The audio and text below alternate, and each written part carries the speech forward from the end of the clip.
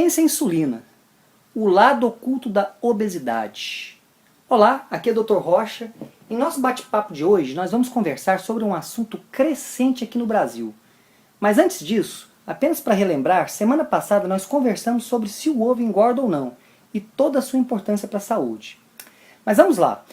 Nesse bate-papo eu vou falar sobre uma pergunta que eu recebo frequentemente em consultório ou nos treinamentos presenciais e pela internet que eu ministro. Dr. Rocha, obesidade é uma doença? E o que é resistência à insulina?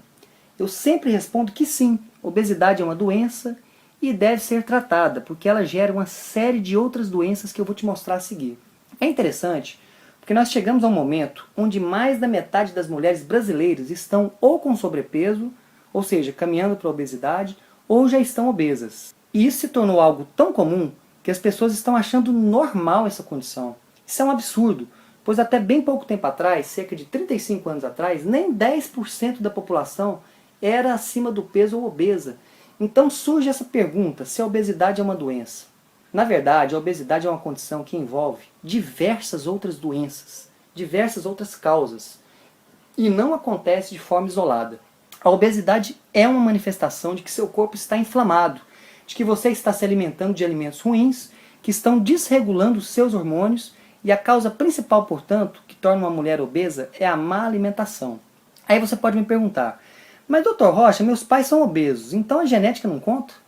Eu respondo que a genética com certeza é um fator que faz parte do jogo, mas eu te digo uma coisa, ninguém é refém da sua genética.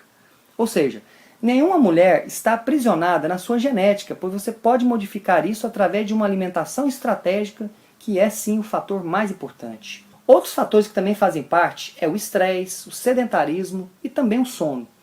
Falaremos deles em outros artigos, mas tenha em mente que a alimentação ruim é disparado o fator número 1 em importância.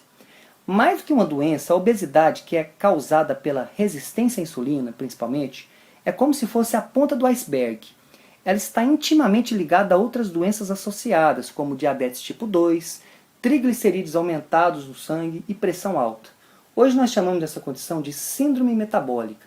Vamos falar um pouquinho sobre a síndrome metabólica e as suas consequências. Como eu já falei, a síndrome metabólica é um conjunto de doenças associadas. Obesidade, diabetes tipo 2, pressão alta e triglicerídeos aumentados no sangue. Isso é muito grave e tem atingido cada vez mais mulheres e homens jovens, muitos na casa dos 30 anos de idade, e até em crianças hoje você já vê essa condição. A medicina convencional trata apenas com medicamento para remediar as consequências, e infelizmente a imensa maioria dos médicos e nutricionistas não possuem conhecimento suficiente e alinhado com a boa ciência para reverterem essa condição a partir de uma alimentação estratégica. A maior parte diagnostica bem, prescreve medicamentos que a pessoa deve tomar para o resto da vida e indica uma alimentação errada e também uma atividade física que a boa ciência, ou seja, estudos de elevado nível de evidência científica, nos mostram que não ajudam e pode até piorar a sua saúde. Algo que me deixa bastante chateado é que muitas pessoas falam sobre um corpo magro como uma moda, ou mesmo remetem àqueles corpos raquíticos de modelos internacionais. Isso acaba criando bloqueios e muita revolta por parte das mulheres, que acabam sendo vítimas disso. Entenda que não queremos corpos raquíticos, queremos corpos saudáveis. Um fato curioso é que aqueles corpos raquíticos das modelos que tanto vemos em televisões são corpos desnutridos e são tão carentes de nutrientes e correm tanto risco quanto os obesos. Ou seja, estão inflamados por dentro. Portanto, nós não estamos falando aqui em moda. O seu corpo em estado de equilíbrio não acumula gordura de forma desproporcional. Não é natural do corpo humano. A obesidade é uma doença.